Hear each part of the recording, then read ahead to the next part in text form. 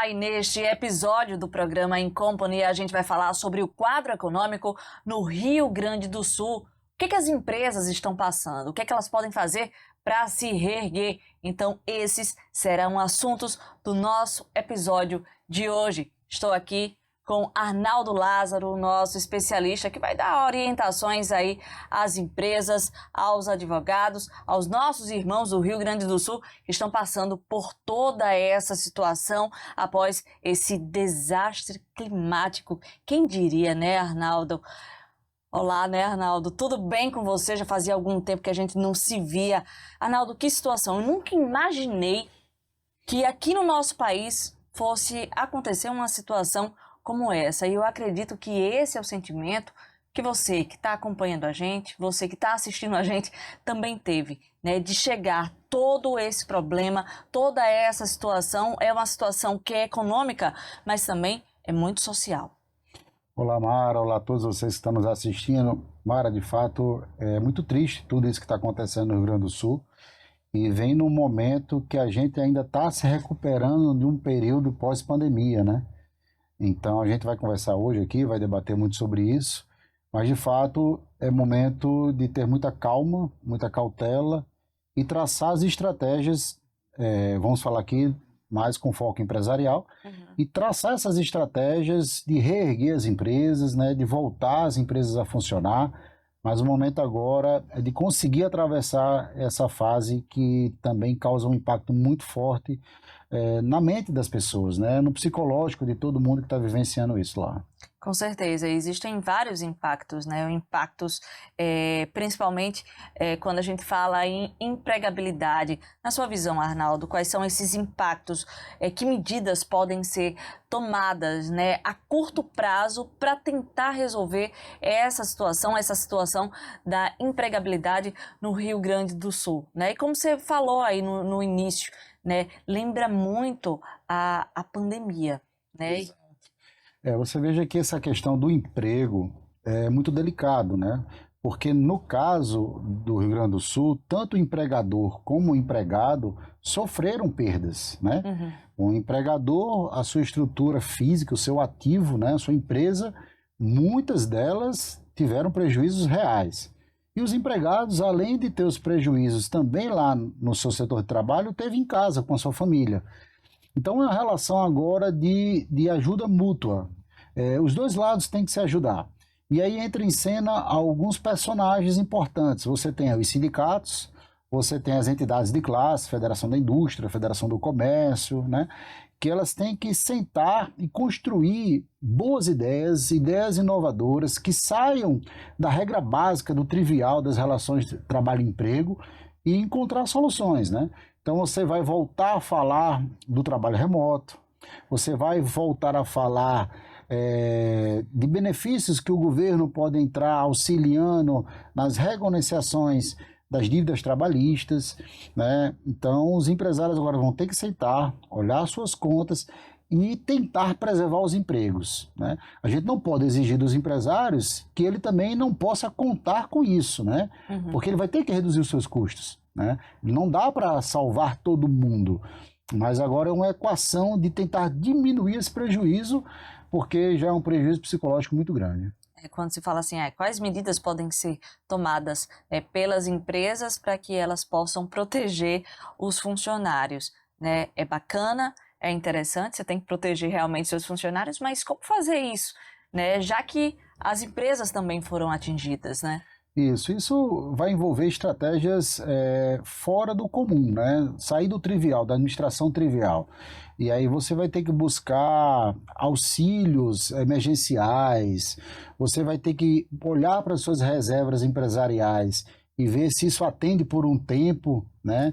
Você está falando muitas vezes, olha, eu não vou lhe demitir, mas eu vou congelar aquele seu salário, que você teria um aumento que estava programado, ou então cortar alguns benefícios que os empregados tinham, alguns benefícios como, não sei, o auxílio transporte, o auxílio saúde, tudo que mexe é muito delicado, né? Mas se conseguir preservar os empregos e conseguir reduzir os custos trabalhistas, já é uma grande vitória para a relação trabalho-emprego. Arnaldo, e como é que ficam, né, aquelas obrigações contratuais, né, com fornecedores e clientes, né, em casos de desastres naturais? O que pode ser feito? Porque o empresário, ele está lá, ele tem aquele produto para vender, ele tinha aquele produto para vender, muitas vezes aquele produto se foi, mas ele tem a obrigação com o cliente que muitas vezes, dependendo, até já pagou. Exato. Você tem uma relação aí muito complexa, né? A gente sai da empregabilidade, que é sensível, mas vai para a relação empresarial, duas empresas. Então você tem uma empresa que comprou de uma indústria, um comércio, para vender na sua prateleira algum produto. E aquele produto se foi, né? Na enchente ele perdeu. E aí você tem uma fatura para pagar, né? E como você colocou, às vezes você já vendeu e tem que entregar. Então vai. Já pagou. Já pagou. Então E você agora? vai passar para renegociar contratos, renegociação de dívidas. Você tem que tentar cancelar as vendas, né? Vendas que estavam programadas, que ainda não foram recebidos os seus valores, se cancela, né? Com seus fornecedores, faturas já emitidas, tem que negociar com o seu fornecedor. E aí aponta, o fornecedor também pode ter sido atingido. E ele conta com aquele recebível. Então você veja que nesse momento a cadeia empresarial toda ela é afetada. E aí, assim, uma das soluções que a gente coloca até como sugestão, vamos marcar aqui as grandes entidades, se usar das câmaras de conciliação, mediação e arbitragem. Então, a Federação da Indústria, a Federação do Comércio, tem que se unir, encontrar um mecanismo para convidar essas empresas a sentar e renegociar. Renegociar contrato, renegociar prazo, renegociar valores, né?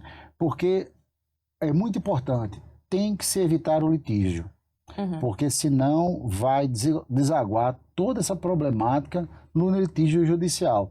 E aí todos continuarão perdendo com essa situação. Então o caminho é o acordo extrajudicial.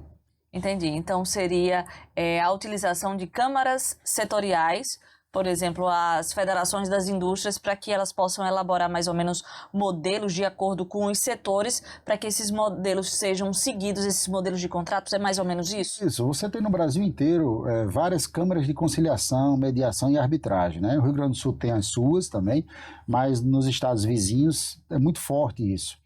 E geralmente é usado para as grandes empresas, mas nesse momento de calamidade, situação de risco, essas entidades poderiam se aproximar das entidades de classe, Federação da Indústria, dos sindicatos, para colocar toda a sua expertise e a sua estrutura à disposição dessas empresas. Para dizer assim, olha, evitem um litígio judicial, vamos sentar aqui e eu vou mediar o conflito desse fornecedor que vendeu, desse comerciante que perdeu a mercadoria e daquele cliente que comprou e não vai mais receber, né? Então, são três interessados numa solução. E aí você tem que ter um técnico com conhecimento empresarial, em direito societário, direito empresarial, mediando os interesses, para que todo mundo saia ali mais ou menos com as suas necessidades mínimas atendidas. O acordo é isso, o acordo nunca ele é 100% vantajoso para todo mundo. Aquela sensação que poderia ter negociado melhor é natural nas negociações, e isso demonstra que a negociação foi boa. Quando uma parte sai muito contente, que fez uma excelente negociação, pode ter certeza que o outro lado não está tão contente assim. Então, uma boa negociação é quando há um equilíbrio de interesses alcançados. E isso que a gente tem que buscar nesse momento. E pelo que a gente vê na mídia nacional e internacional, né, o que aconteceu lá, eu tenho amigos que estão lá e eles falam assim, Mara, o que vocês estão acompanhando não é 1% do que a gente está vivendo. Né? Vários empresários, áudios de empresários que dizem eu tinha minha vida foi construída aqui, o meu patrimônio estava aqui e hoje esse patrimônio não está mais. E acaba, Arnaldo, lembrando aquele período crítico da pandemia. Né? Eu, como jornalista, trabalho em um veículo de comunicação, eu cheguei a fazer uma entrevista ao vivo com um empresário do ramo industrial e ele chegou a chorar, ao vivo. Um grande empresário, e ele chorou, por quê? Porque ele não queria demitir os empregados, Pois é, colaboradores. na maioria das vezes, assim, os empresários são tidos como os vilões, né? E eles querem cortar custo, o objetivo é só o lucro. Mas não é isso. A essência do empresário, por trás daquele empresário, existe um ser humano, ele tem uma família, ele empreende colocando a sua vida patrimonial em risco. Então ele sabe da importância dos colaboradores e é muito duro para você como empresário mandar um funcionário embora, ainda mais num momento desse de crise, de calamidade, sabendo que aquele funcionário tem responsabilidade com os filhos, né, com os pais. Então assim, não é fácil tomar uma decisão dessa. E você lembrou bem, o momento que o Rio Grande do Sul vive hoje é muito parecido com a época da pandemia, só que com um agravante. Na pandemia você não tinha a perda patrimonial de forma muito agressiva. Sua casa estava lá, protegida, você tinha um receio de se contaminar ao sair de casa.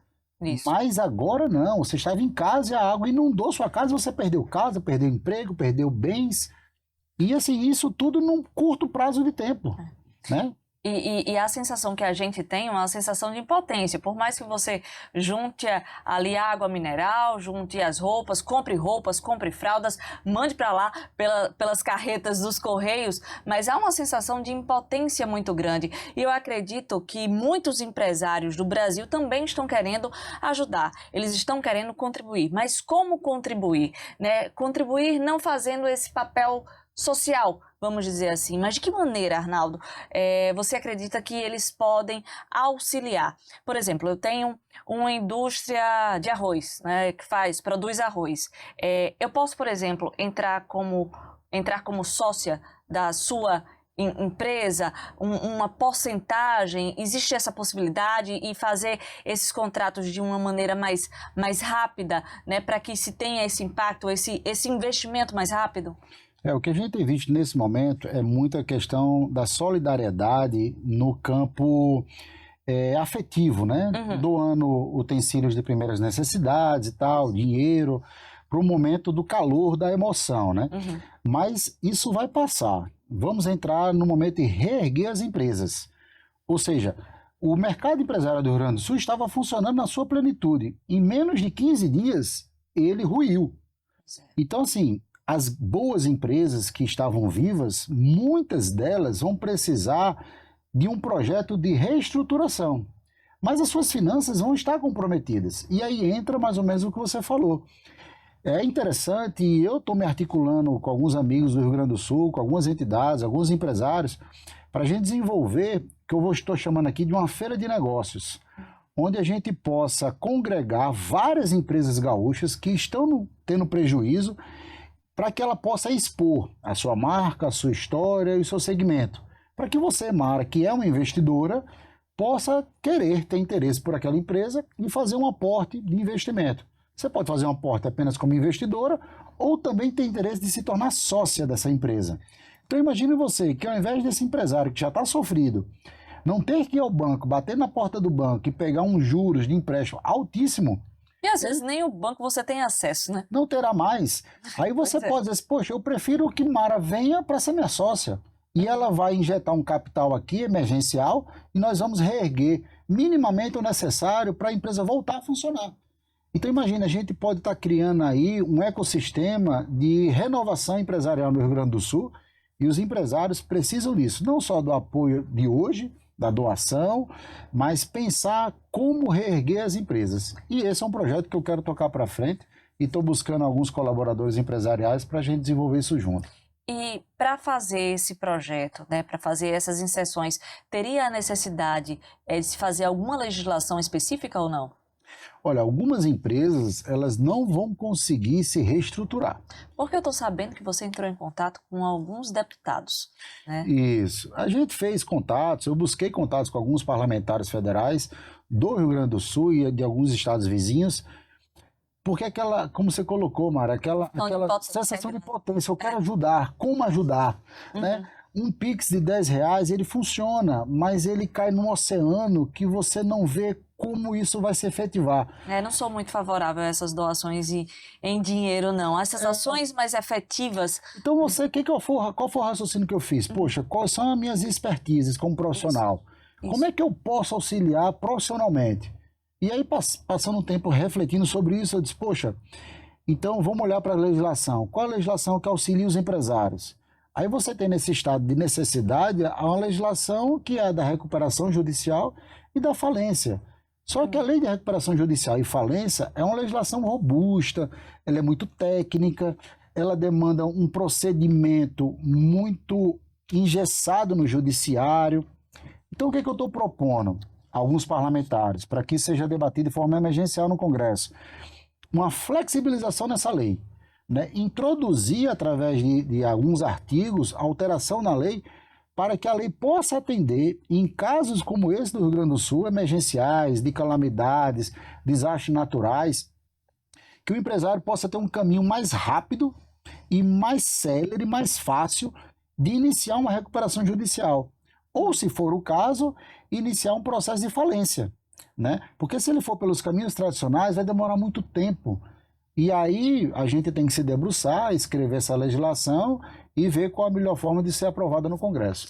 Agora, a gente sabe que em meio a uma crise, existem sim possibilidades de crescimento. Existem setores que podem se desenvolver, né? Você acredita, Arnaldo, que existem ali empresas que mesmo em meio a esse caos podem ter o chamado desenvolvimento? Isso é interessante, Mara, aí requer muito sangue frio, né? Mas tem um ditado que diz assim, enquanto alguns choram, os outros vêm de lenço, né? E não é questão de oportunismo, não é ser com um olhar apenas financeiro, não. Mas é óbvio que essa situação que o Rio Grande do Sul está passando irá demandar muitos serviços e muitas oportunidades de trabalho. Então eu estou falando da indústria, da construção civil. Imagine quantas empresas dos estados vizinhos, do Brasil como um todo, profissionais de engenharia, da parte elétrica, irão ter oportunidade de fazer um serviço lá e ser bem remunerado. Você tem as oficinas mecânicas, quantos carros foram colocados em situação de inundação, né? Você tem aí os contadores que precisam auxiliar as empresas, estamos agora numa fase de imposto de renda, então eles precisam rever, né, o que ele pode colocar como perda patrimonial, advogados, pessoal da área de finanças. Então veja, há um leque de profissões e áreas de desenvolvimento que terão muitas oportunidades de fazer bons negócios diante de uma crise tão séria como essa. Que crise, viu, Arnaldo? Obrigada, viu, pelas suas considerações, né? Esse foi um episódio especial do nosso programa In Company, falando aí sobre a situação no Rio Grande do Sul.